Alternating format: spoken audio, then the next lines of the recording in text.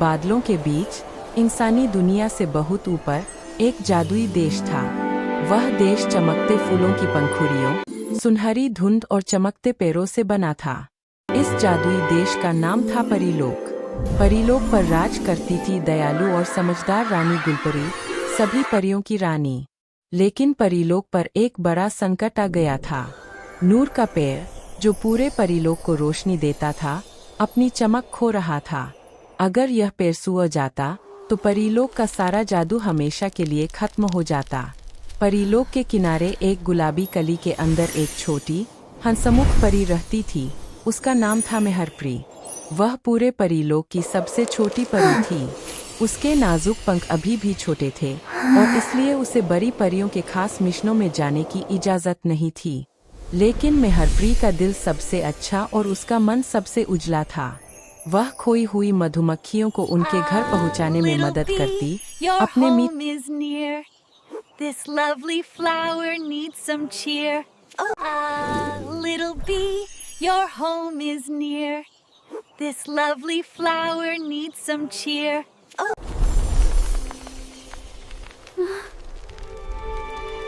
एक शाम, जब आसमान हल्का अंधेरा होने लगा, मेहरप्री ने कुछ अजीब देखा। नूर का पेड़ रो रहा था। उसकी पत्तियां झुकी हुई थीं और रोशनी के गोल छोटे गोले ऐसे झपक रहे थे जैसे बुझते हुए तारे। मेहरप्री उड़कर पास गई और धीरे से फुसफुसाई, Oh, great Noor tree. Are you all right? पेड़ ने धीमी आवाज में कहा, मेरी जड़ें अंधेरे में फंसी हुई है। सिर्फ पवित्र मोती, पर्ल ऑफ प्योरिटी, जो गहरी साया गुफाओं में छुपा है, मुझे ठीक कर सकता है। सभी बड़ी परियां उस गुफा में जाने से डरती थी।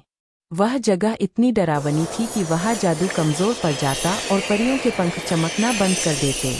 लेकिन मेहरप्री, जिसका दिल निडर और सच्चा था, ने तय किया कि वह जाएगी।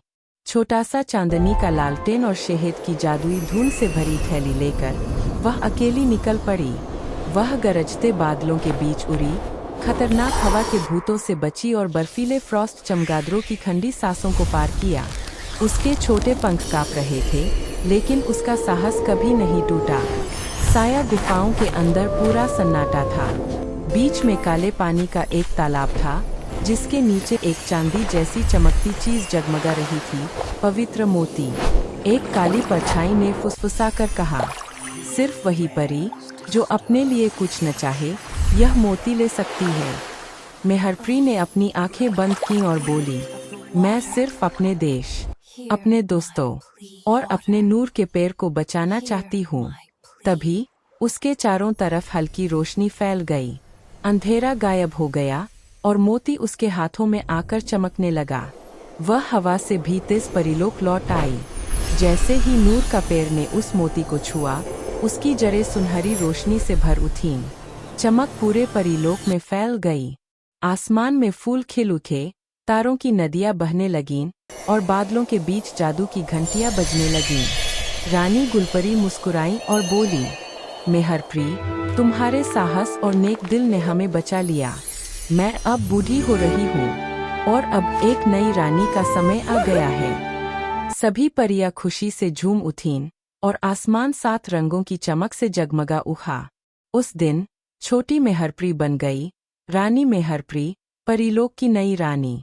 वह प्यार, हंसी और रोशनी से राज करती रही।